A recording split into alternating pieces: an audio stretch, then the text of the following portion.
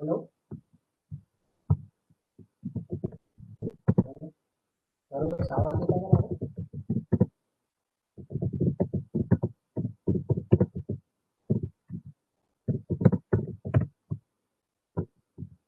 Hello Sarvesh आवाज देता है माझा?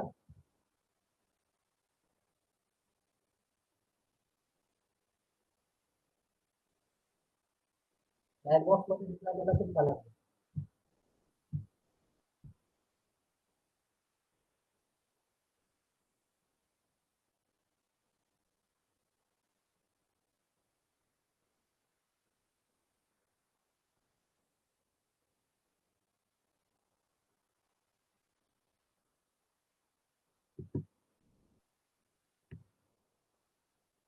आवाज येऊ राहिला का माझा?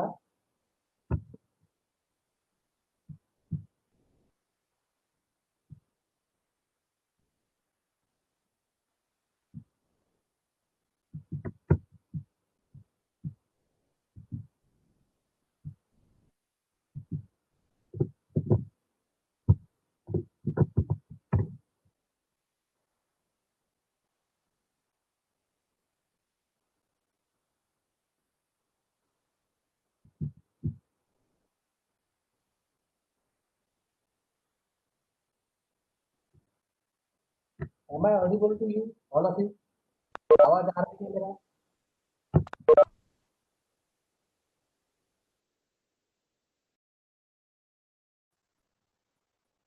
आवाज आ रहा है क्या मेरा?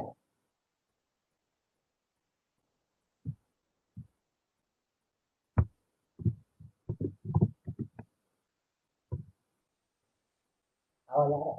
ठीक है। तो शुरू करते हैं अपन अपना प्रैक्टिकल। मैं सबसे पहले प्रैक्टिकल शुरू करने से पहले आप लोगों को आपके प्रैक्टिकल के जो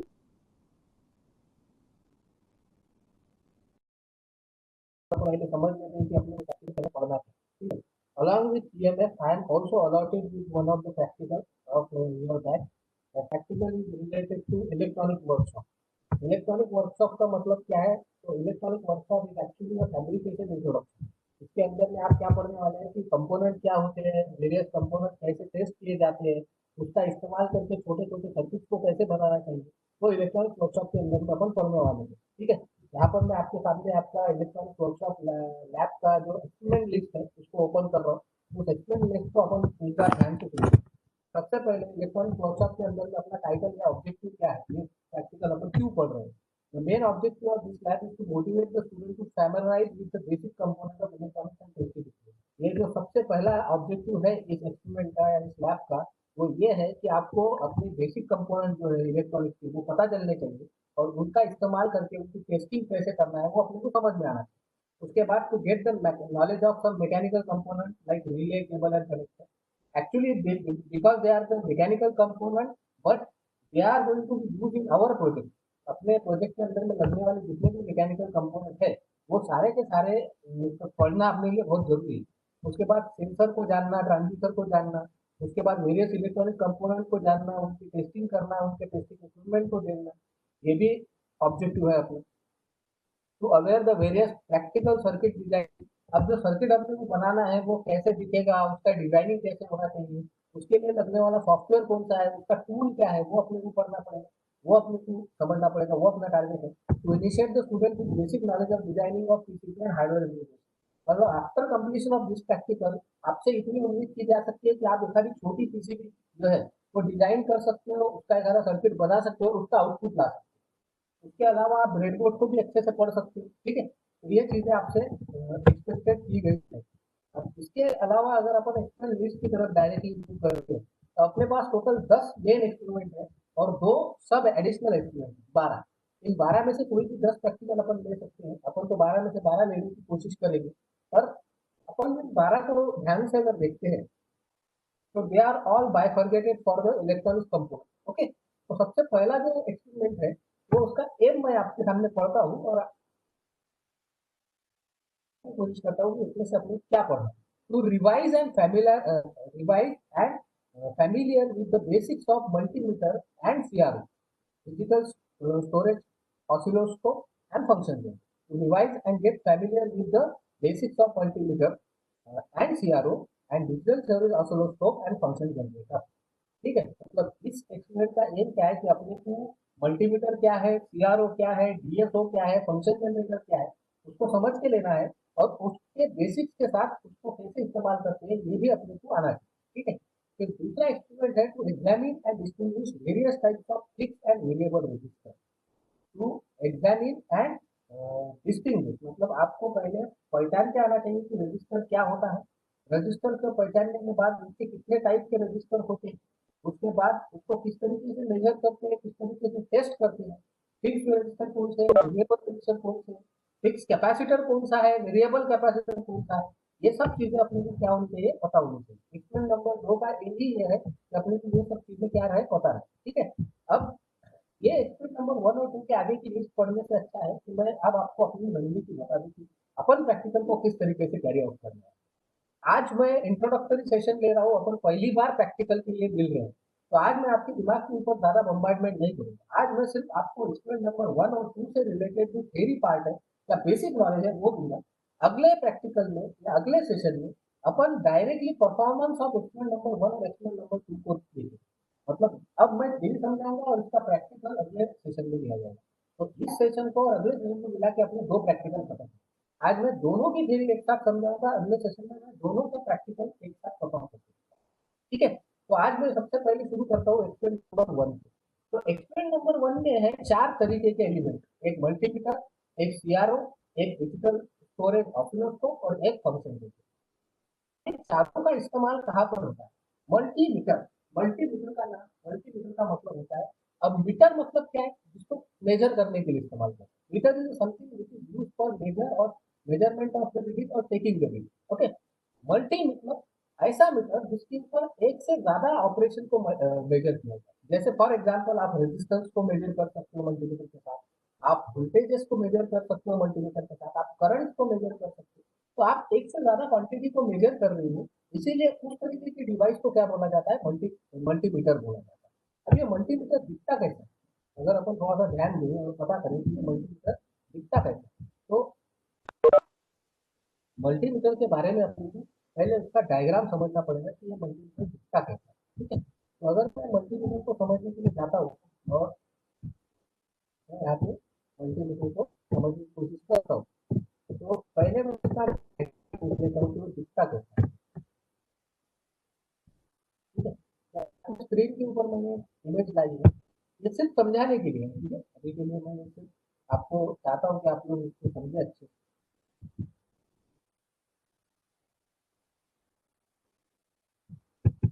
हाँ, यहाँ पे देखेंगे ये whatever I am doing right now, यहाँ पर ये जो रेंज है यहाँ पर ये वी यहाँ पे लिखा हुआ है, स्क्रीन के ऊपर अगर आपको दिख रहा होगा तो यहाँ पे वी लिखा हुआ है। ये एक मल्टीमीटर है जो मार्केट में परचेज कर सकते हैं। अभी के लिए इसका इमेज आपके सामने दिया है, मैं चाहता हूँ कि आप पूरे मल्टीमीटर का आउटर स्ट्रक्चर है वो पहले समझ।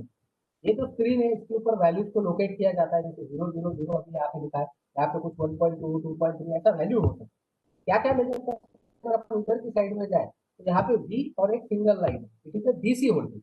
वोल्टेज के दो टाइप होते हैं, एक डीसी वोल्टेज और एक एसी वोल्टेज। ठीक है, वोल्टेज क्या होता है, सबसे पहले तो आपको सबको बेसिक चीजें मालूम है ऐसा मैं समझता हूँ। वोल्टेज का मतलब क्या है, it is the form of energy applied by the two oppositely charge particle.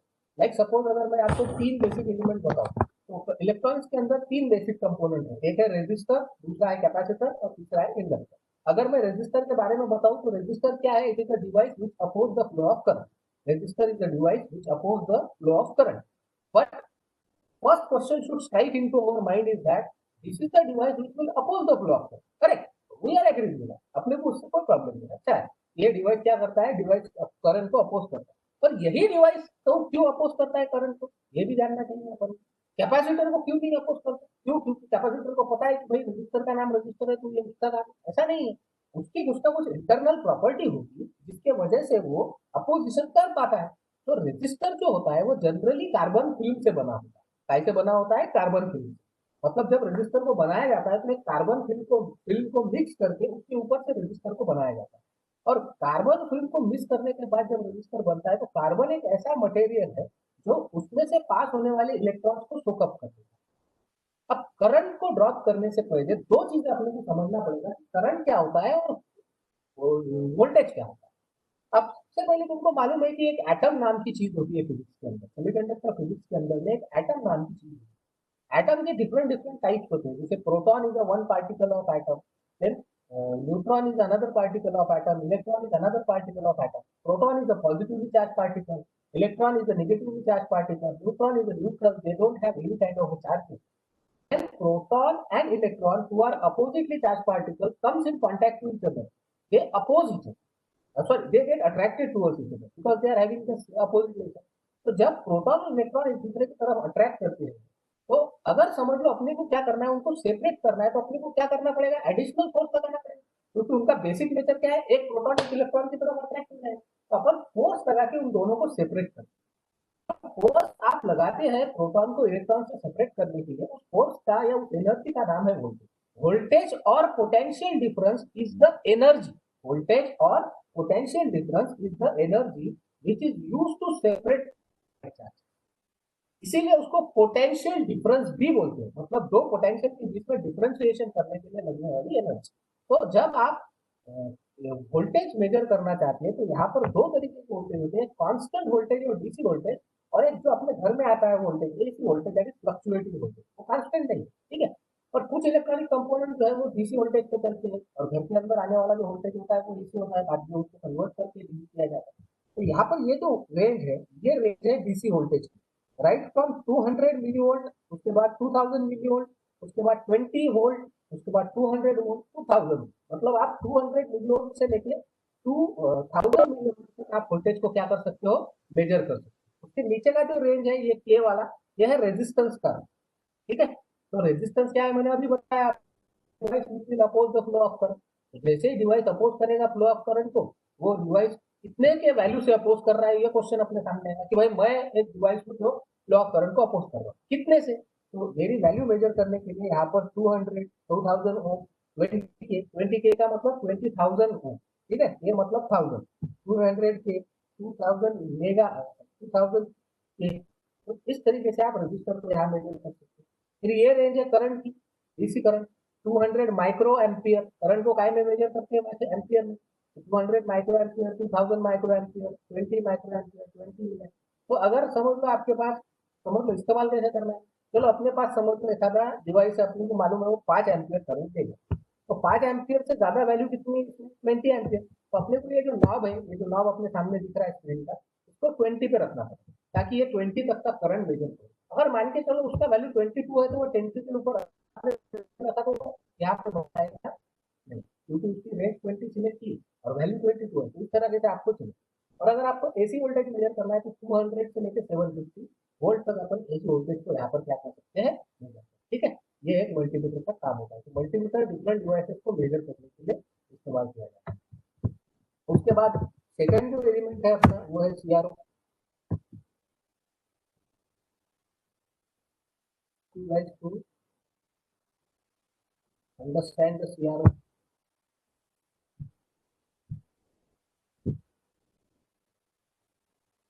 ठीक है। सीआरओ का नाम है कैथोड रे ऑसिलोस्कोप, सीआरओ को बोला जाता है कैथोड रे ऑसिलोस्कोप। जो भी वेवफॉर्म्स होती है, इलेक्ट्रॉनिक वेवफॉर्म्स, तो उसको देखने के लिए डिवाइस यूज किया जाता है, तो डिवाइस का नाम है सीआरओ, ठीक है। सीआरओ को इस्तेमाल करके अपन उसको क्या कर सकते हैं, उसको देख सकते हैं, ठीक है, मेजर कर सकते हैं, ठीक है। और ये जो बना होता है, ये बना होता है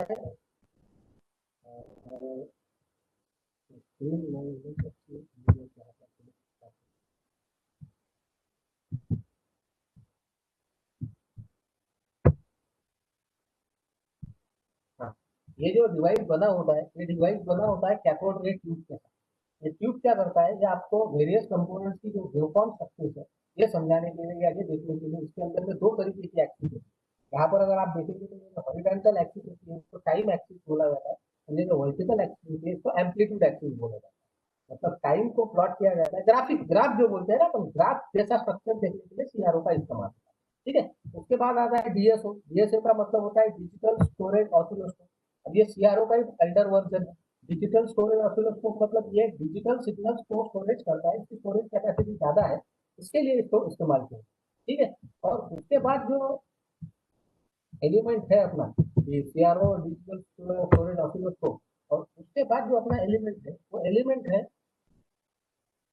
multimeter, CRO multimeter and function generator. Function generator जो होता है वो दिखता कैसे है, फंक्शन जनरेटर को इस्तेमाल किया जाता है फ्रीक्वेंसी जनरेशन के लिए। फंक्शन मतलब फ्रीक्वेंसी को जनरेट करना। आप डिफरेंट टाइप्स ऑफ वेवफॉर्म अगर जनरेट करना चाहते हैं या डिफरेंट टाइप्स ऑफ फ्रीक्वेंसी अगर आप जनरेट करना चाहते हैं तो उसके लिए जो डिवाइस लगता है उस डिवाइस का नाम है फंक्शन जनरेटर। ये आपकी स्क्रीन के ऊपर है फंक्शन जनरेटर, और आप देखेंगे तो इसके ऊपर वेरियस फ्रीक्वेंसी का नाम है, फाइन करने का, फ्रीक्वेंसी चेंज करने का, यहाँ पे आप लेवल चेंज कर सकते हो, एम्पलीट्यूड चेंज कर सकते हो, इस तरीके का फ्रीक्वेंसी जनरेटर होता है। अब बेसिकली ये सारे चीजें अपन लगने वाली है अपने को तीन बेसिक कंपोनेंट को जांचने के लिए। आज मैं तीनों की इंट्रोडक्शन आपको दे देता हूँ, अगले प्रैक्टिकल में अपन इसका डेमो देखेंगे डायरेक्टली, और वो एक डेमो में से आपको समझ में आएगा कि कंपोनेंट को टेस्ट कैसे करते हैं, और सीआरओ को, डीएसओ को, मल्टीमीटर को और फंक्शन जनरेटर को इस्तेमाल कैसे करते हैं। ठीक है। तो सबसे पहले मैं बताता हूँ रजिस्टर क्या। Register is a device which will oppose the flow of current by the help of material called as a carbon. There are two types of resistor, एक फिक्स रजिस्टर, एक वेरिएबल रजिस्टर। फिक्स रजिस्टर मतलब जिसका value fix है, 100 हो, 200 हो, 300 हो, तो ये जो है ये फिक्स रजिस्टर। और आप वेरिएबल रेजिस्टेंस लेते हो 10 के पॉट, वेरिएबल पॉट मतलब potentiometer, that is variable resistance. तो 10 के पॉट अगर आपने लिया तो उसके अंदर के रेजिस्टेंस का वैल्यू वैरी होता है, एक पर्टिकुलर 5 के से 10 के तक, पर्टिकुलर 6 के से 10 के तक। तो वेरिएबल अगर अगर रेजिस्टेंस की रेंज बहुत ज्यादा वेरी हो तो उस तरीके के रेजिस्टर को वेरिएबल रेजिस्टर बोलते हैं। और फिक्स रेजिस्टर जिसके अंदर वैल्यू फिक्स रहती है, एक्चुअली उसके अंदर एक कंसेप्ट होता है जिसका नाम है टॉलरेंस। टॉलरेंस मतलब जब अपन बोलते हैं कि मेरे को 100 में से 100 मार्क चाहिए और आपको मिलते हैं 99, तो अपन अप्रोक्सीमेटली 99 को भी 100 ही मानते हैं, क्योंकि it is as good as 100। ठीक है। तो tolerance is acceptable band. Tolerance मतलब it is acceptable tolerance band, मतलब व्हेन यू रिक्वायर 100 के ऑफ रेजिस्टर फॉर एग्जांपल। अगर आपको कहीं पे 100 के ऑफ रजिस्टर की जरूरत है और आपने एक रजिस्टर मार्केट से लाया, खरीदा, और उसने दिया कि भाई ये 100 के का है, आपने चेक किया तो आपको पता चला इट इज 99.9, तो आपका काम तो हो रहा है, तो आप क्या बोलेंगे कि इतना जो एडजस्टेबल बैंड है। तो हर रजिस्टर का या हर डिवाइस का एक टॉलरेंस बैंड होता है। तो जब भी अपन रजिस्टर को मेजर करते हैं, उसको मेजर करने के लिए कलर कोड टेक्निक इस्तेमाल करते हैं। ठीक है। रजिस्टर के अंदर कलर कोड टेक्निक मेजर की जाती है। तो कलर कोड टेक्निक किस तरीके से काम करती है, वो कैसे मेजर करते हैं रजिस्टर को, वो मैं आपको अभी के लिए बताऊँ। ठीक है। अभी के लिए रजिस्टर। ठीक है। उसके बाद दूसरा एलिमेंट है capacitor. Capacitor is a device which will store the charges, which will store the charges and generate the voltage, like your battery. Battery के अंदर में अपन चार्जर लगा दें तो बैटरी क्या करता है, चार्ज करता है, और फिर उसको इस्तेमाल कर सकते हैं अपन in the form of voltage अपने मोबाइल के अंदर, किसी रिमोट के अंदर है, किसी जगह पे। तो वही काम करते हैं। अब कैपेसिटर का इस्तेमाल ज्यादातर कहाँ पे होता है, फैन के अंदर। आप सब लोगों ने एक चीज देखा होगा कि बहुत से घर के अंदर में कभी कभी फैन को एक प्रॉब्लम हो जाता है कि जब तक आप उसको पुश नहीं करते शुरू करने के बाद, जब से स्टिक से उसको पुश नहीं करते वो घूमता नहीं। और जैसे ही अपन उसको स्टिक मार देते हैं घूमने लगता है, तो फिर घूमना शुरू हो जाता है। भाई फैन चालू करने के बाद बोलते हैं, अगर फैन चालू किया और वो चालू नहीं हुआ और अपन ने स्टिक से उसको पुश किया और वो चालू हुआ, तो इसका मतलब क्या फैन खराब हो गया है? नहीं, फैन खराब नहीं हुआ। वो इनिशियली जो ट्रिगरिंग होना चाहिए ना, शुरुआत जो उसकी होनी चाहिए ना, वो हो नहीं रही। जो मोटर है फैन के अंदर लगी हुई, उसको इनिशियल ट्रिगरिंग मिल नहीं है। तो उसको इनिशियल ट्रिगरिंग देने के लिए जिस डिवाइस का इस्तेमाल होता है उस डिवाइस का नाम है capacitor. Capacitor is a device which will store the charges and initially trigger the electronic component. ठीक है? There are different types of capacitor. Variable capacitor, fixed capacitor. Fixed means again the value is fixed. Variable means again the value is going to vary. There are different types of capacitor: mica capacitor, ceramic capacitor, plastic capacitor, electrolytic capacitor. Plastic capacitor are made up of plastic. Ceramic capacitor are by the material. मतलब capacitor बनता कैसे, एक ऊपर की layer होती है, एक नीचे की लेयर होती है, और बीच में उसके डाइलेक्ट्रिक मटेरियल होता है। ठीक है। अगर वो मटेरियल माइका टाइप का होगा तो वो माइका कैपेसिटर बनेगा, सिरेमिक टाइप का होगा तो सिरेमिक टाइप का होगा, अगर प्लास्टिक कोटिंग होगी तो प्लास्टिक कैपेसिटर होगा। अगर इलेक्ट्रोलाइटिक मतलब पॉजिटिवली चार्ज पार्टिकल और नेगेटिवली चार्ज पार्टिकल को मिला के कंपोज करके बनाया गया होगा, जिसमें आप जिस तरह की कैपेसिटर आप देख सकते हो, ये है ग्राम दिखाता हूँ।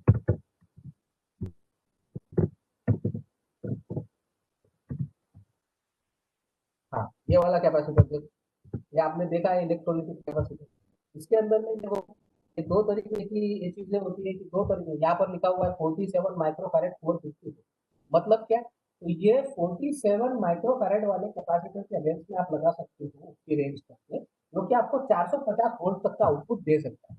अब इसमें एक बैटरी वाला साइड होता है, ये देखो यहाँ पे बैटरी वाला साइड है, बैटरी वाला साइड होता है, और एक दूसरा साइड होता है। तो बैटरी वाला जो साइड होता है वो साइड निगेटिव साइड माना जाता है, जिसको छोटा प्रोब भी कनेक्टेड है, और जिसको बड़ा प्रोब कनेक्टेड है वो पॉजिटिव साइड माना जाता है। ठीक है, माइका कैपेसिटर कैसे दिखता है वो देखिए।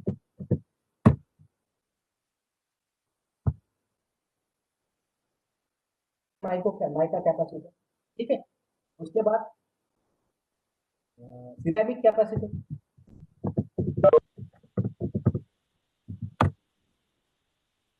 ये सिरेमिक कैपेसिटर।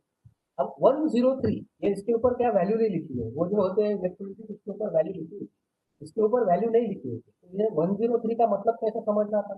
103 का मतलब होता है कि 10 मतलब पहले दो डिजिट के ऊपर में तीन जीरो, 10 के ऊपर में तीन जीरो डालेंगे तो कितना होगा 10,000। वो 10,000 किलो फैरेड का कैपेसिटर है, आप उसको पिको में भी कन्वर्ट कर सकते हैं। अगले लैब में जब मैं प्रैक्टिकल का सेशन दूंगा उसमें कैपेसिटर का वैल्यू कैसे निकालना है वो समझाऊंगा। ठीक है, उसके बाद जो तीसरा एलिमेंट है वो है इंडक्टर। ठीक है, इंडक्टर जो है वो एक ऐसा डिवाइस है जो क्या करता है कि उसके अंदर में कॉइल्स लगी होती है। अगर यहाँ पे इंडक्टर का कोई मतलब सबसे आता होगा तो मैं आपको बताने की कोशिश करूँ। हाँ, ये देखिए वायर वाउंड होता है, इसके ऊपर क्या होता है, कॉइल होती है, उसके ऊपर वायर वाउंड क्या होता है। अब उसके वजह से क्या होता है कि ये इंडक्टर जो है वो अपोजिशन करता है पर चेंज इन करंट को अपोज। मतलब देखो रेजिस्टर जो है वो करंट को अपोज करता है और इंडक्टर जो है चेंज इन करंट को अपोज करता है, दोनों में फर्क है।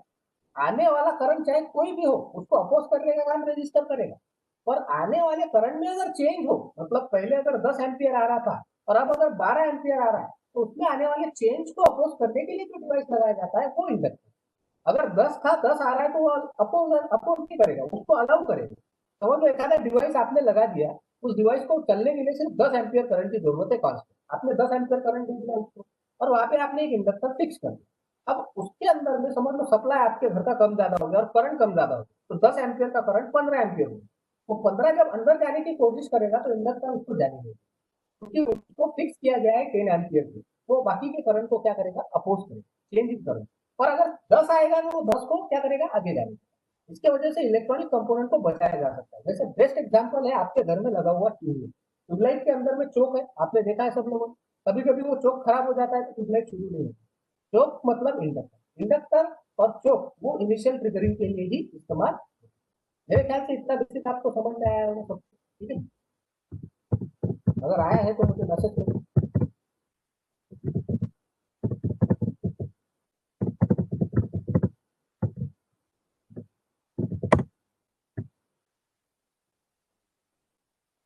चैट बॉक्स में मुझे मैसेज करो कितना समझ में आया होगा। इसके ऊपर डिटेल प्रैक्टिकल अपन अपन अगले सेशन में लेंगे अपने। इसके अंदर में हो सके तो मैं एक वीडियो रिकॉर्ड करूंगा प्रॉपरली, कंपोनेंट भी उसमें रहेंगे, सब रहेंगे, कैसे मेजर करना है क्या करना है ये सब मैं उसको बताऊंगा।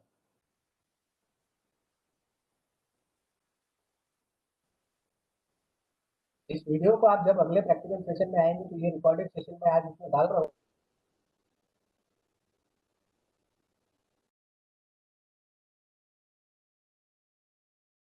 अगली बार आते हैं। ठीक है, आज आपको लिस्ट पता हो, आपका प्रैक्टिकल पता हो, और आपने पहले तो प्रैक्टिकल भी अगले प्रैक्टिकल में आगे